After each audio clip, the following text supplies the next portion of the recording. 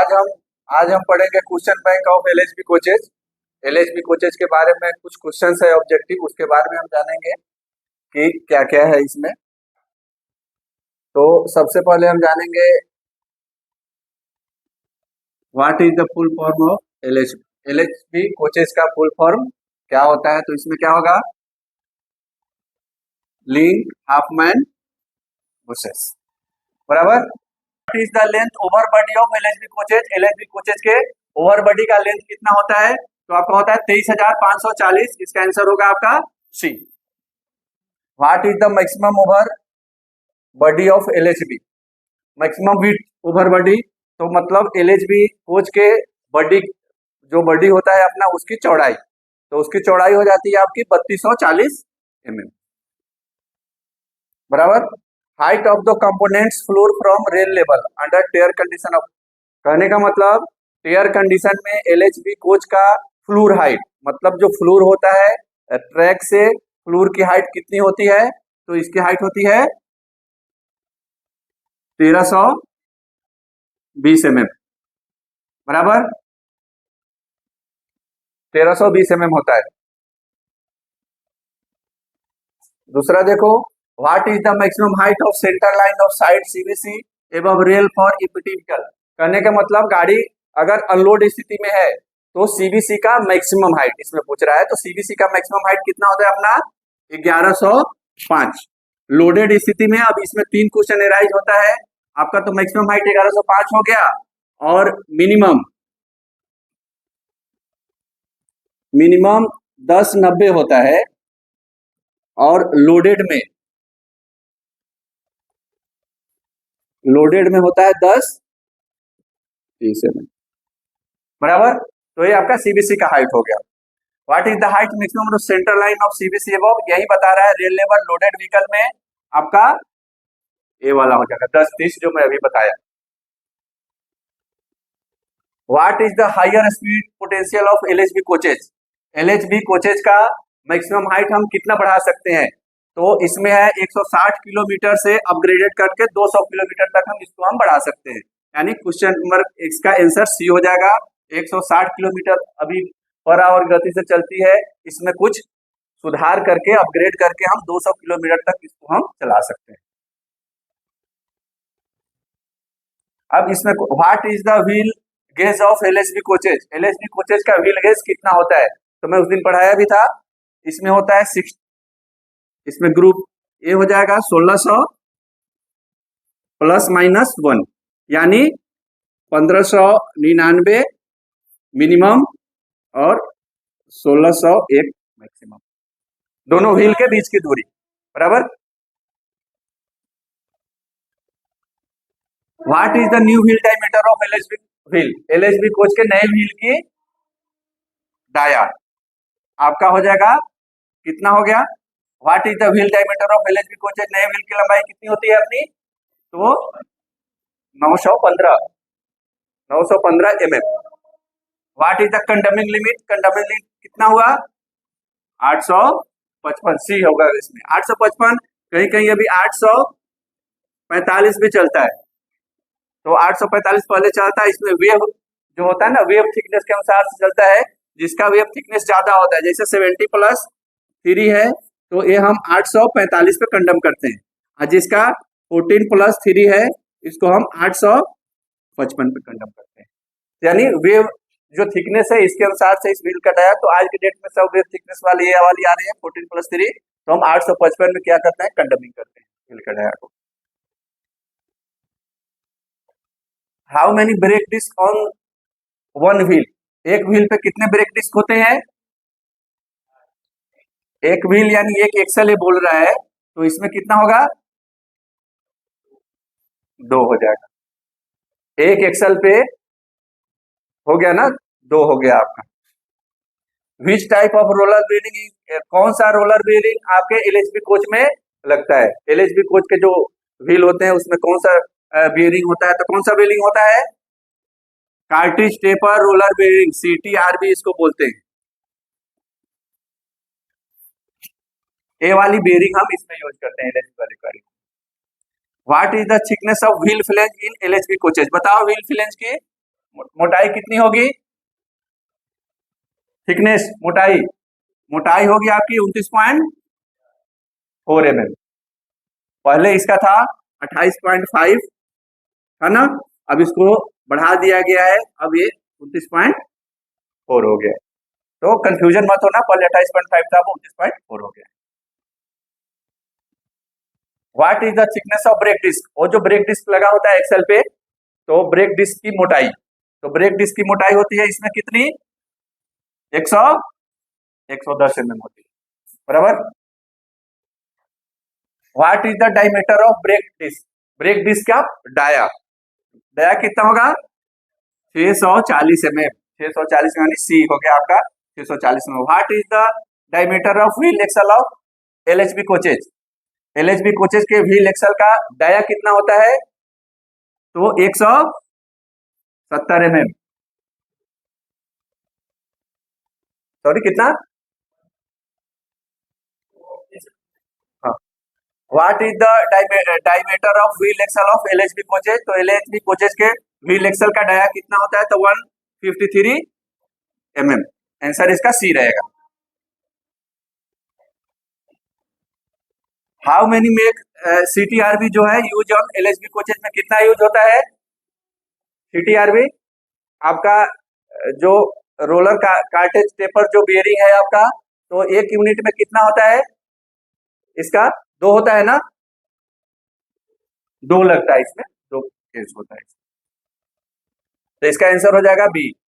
What is the maximum temperature limit of Timken CTBU, मतलब maximum इसका temperature हम कितना लेते हैं, तो मैक्सिमम टेम्परेचर हम 80 डिग्री सेंटीग्रेड लेते हैं।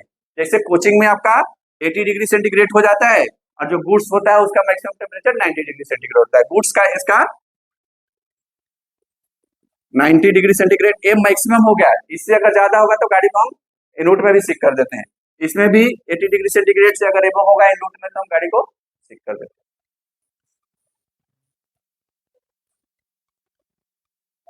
इसमें how many types of shock observers are use in LHB coaches, LHB coaches में जो डैम्पर लगे होते हैं, शॉक ऑब्जर्वर यानी डैम्पर, तो कितने टाइप्स के डैम्पर लगे होते हैं, तो इसमें 4 टाइप्स के डैम्पर लगे होते हैं।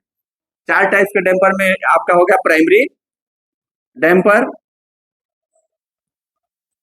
सेकेंडरी डैम्पर, लेटरल डैम्पर, और ये होता है एक होता है वाई डैम्पर, या डैम्पर, YW होता है ना, या damper.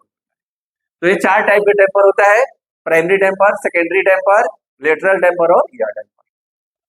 How many shock observer are used in LHB coaches, मतलब पूरे एक कोच में, एलएचबी के पूरे एक कोच में कितने डैम्पर लगे होते हैं, तो एक बोगी में 9 और एक बोगी में 9, यानी 2 बोगी वाला मतलब 18, यानी दोनों बोगी में 9 करके होता है, 9 + 9 यानी 18 हो गया, पूरे कोच में 18 डैम्पर लगे होते हैं। What is the name of shock observer connected between bogie and car body, मतलब कौन सा जो डैम्पर होता है अपना, जो बोगी बोगी और कार बॉडी के बीच में लगा होता है, तो इसमें एक नंबर होता है कौन सा डैम्पर, यह डैम्पर, जो यह डैम्पर होता है कार बॉडी और बोगी से कनेक्टेड होता है, जो अपने एक कोच में कितना दिया रहता है, एक कोच में 4 हो गए, एक बोगी में 2 हो गए। Most important condition for coupling और 2 कोचेज के कपलिंग होने के लिए क्या होना चाहिए, तो both coupler should be in alignment, both coupler should be within gathering range, both A and B, यानी इसका आंसर हो गया। अब ये बताने का सी हो गया, यानी जब हम कपलर सीबीसी कपलर को जब हम अटैच करते हैं, तो दोनों कपलर गैदरिंग रेंज में होना चाहिए और अलाइनमेंट उसका सेम होना चाहिए। अगर इधर उधर अलाइनमेंट रहेगा तो आपका सीबीसी अटैच नहीं होगा। तो इसके चलते ये है आपका both A and B, most important condition for coupling of 2 coaches is, दोनों इसका आंसर है। इसके बाद में आ गया आपका what is the length over CBC of LHB coaches, मतलब सीबीसी इंक्लूडेड करते हुए पूरे कोच का कितना लेंथ होना चाहिए, तो 24,000 mm। उसमें भी पहले वाले में बताया था, उसमें था केवल कार बॉडी, और इसमें हो गया आपका विथ इंक्लूडेड सीबीसी, तो अगर सीबीसी को इंक्लूड कर देंगे तो 24,000 mm यानी 24 मीटर के लगभग इसका लेंथ होता है। What is the height over roof of the LHB coaches, तो एलएचबी कोचेज का रूफ तक का हाइट, नॉर्मली हाइट कितना होता है, तो ये हो गया आपका, इसमें सी हो जाएगा 40-39 mm, बराबर, मतलब 4039 mm। What is the height over of the roof of the LHB coaches का। 25वां क्वेश्चन में आ जाओ, right index of LHB coaches. LHB coaches का राइट इंडेक्स क्या होता है, तो इसका होता है 2.5, तो नॉर्मली 2.5 टू 2.75 के बीच में होता है, तो नॉर्मली लिखा होता है आपका 2.5, तो 2.5 इसका होता है राइट इंडेक्स, यानी ये बहुत कंफर्टेबल होता है पैसेंजर के लिए, कंफर्टेबिलिटी अच्छी होती है, तो इसी तरह झटका कम लगता है। Distance between inner wheels of LHB, LHB coach के इनर व्हील्स की लंबाई कितनी होगी, 12,340, यानी एक नंबर ए हो गया आपका आंसर इसका 12,340। डिस्टेंस बिटवीन सेंटर पिवट, दोनों सेंटर पिवट यानी जो उसमें होता है ना बीच वाला पोर्शन, तो इसके सेंटर पिवट से इसके सेंटर पिवट के बीच की दूरी हो गई आपकी 14,900, ये सी हो जाएगा इसका answer, distance between centre pivot.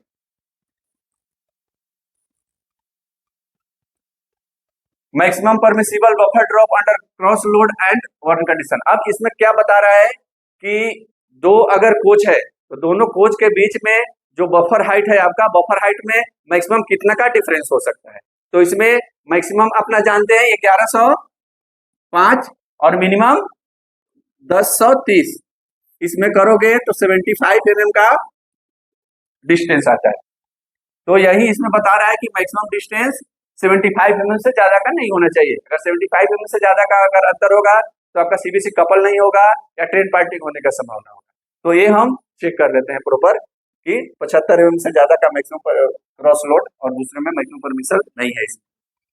Trip maintenance schedule D1 of LHB coaches, trip maintenance का मतलब हो गया every trip, trip maintenance schedule of D1 यानी एवरी ट्रिप में हम मेंटेनेंस करते हैं, एवरी ट्रिप बोलो, वीकली ट्रिप बोलो, जब ये गाड़ी आपकी मेंटेनेंस में आती है हम ट्रिप मेंटेनेंस कर लेते हैं, तो इसको बोलते हैं हम ट्रिप मेंटेनेंस।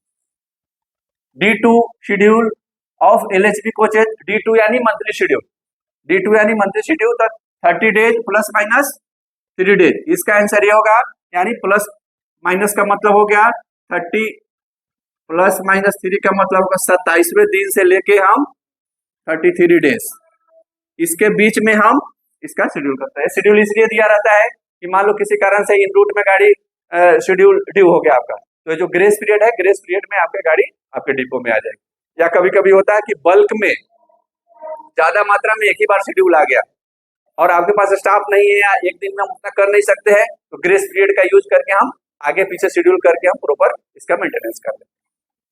आपका हो गया D3 maintenance schedule of LHB coaches.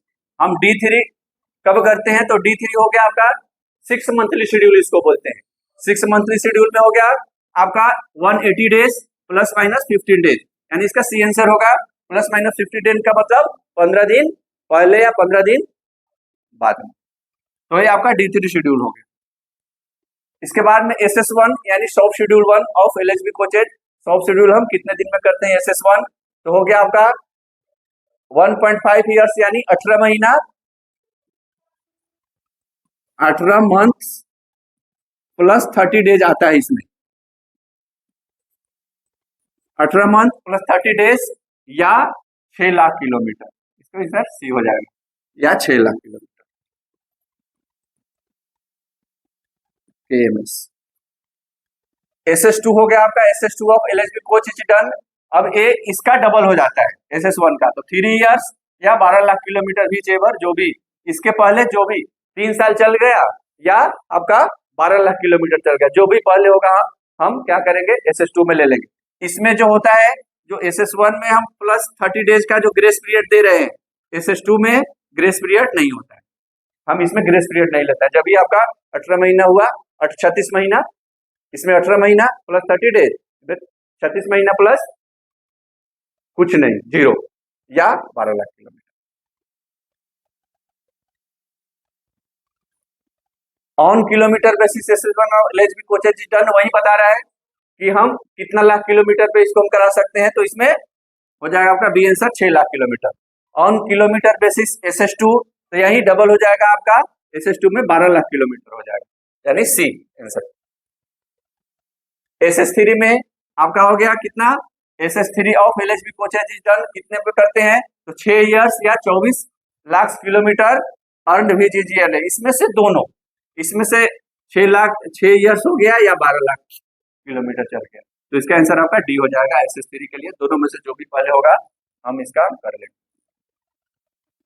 IUH of LHB coaches, इसको हम IUH भी बोलते हैं, तो IUH SS1 को ही हम IUH बोलते हैं इसमें, तो ये 18 महीना पे करते हैं IUH। हम अब क्या होता था कि पहले शुरू में SS1 भी अपने वर्कशॉप में ही करते थे, हम इसको सब शेड्यूल 1 बोलते थे। अब ये सब अपने सिक लाइन में हो गया, सब जगह सिक लाइन में आपका इंफ्रास्ट्रक्चर हो गया है, तो हम सिक लाइन में ही कर लेते हैं, तो इसको हम IUH बोलते हैं कि IUH हो गया आपका, तो 18 महीना का IUH।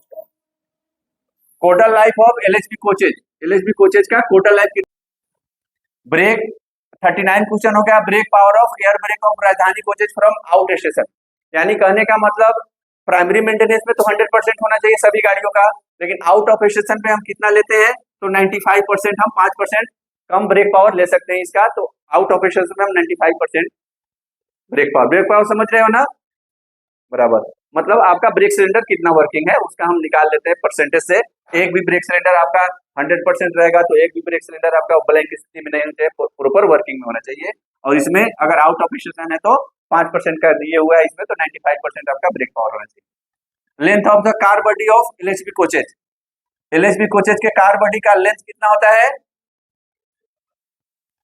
23,540, मतलब length of the car body of LHB coaches.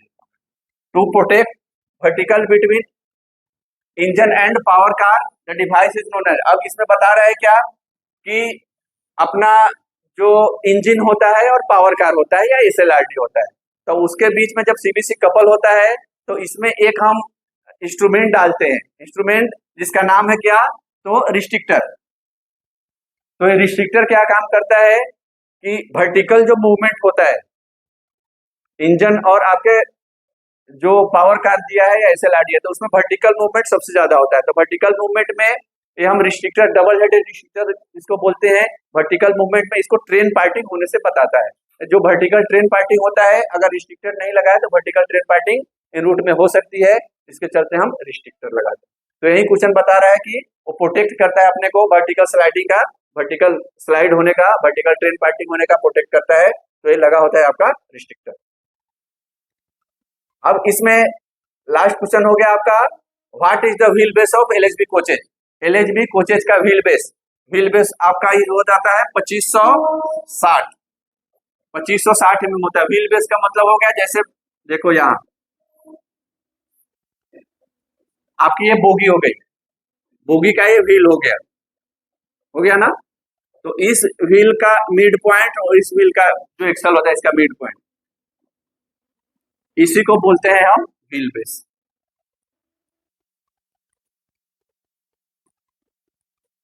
यही होता है 2560 बराबर। तो ये है आपका आज का 42 क्वेश्चन तक है आपका, फिर आगे हम बनाएंगे तो फिर हम आगे फिर एक क्वेश्चन को डालेंगे हम LHB का पार्ट 2 में, पार्ट 1 है, पार्ट 2 में। Thank you.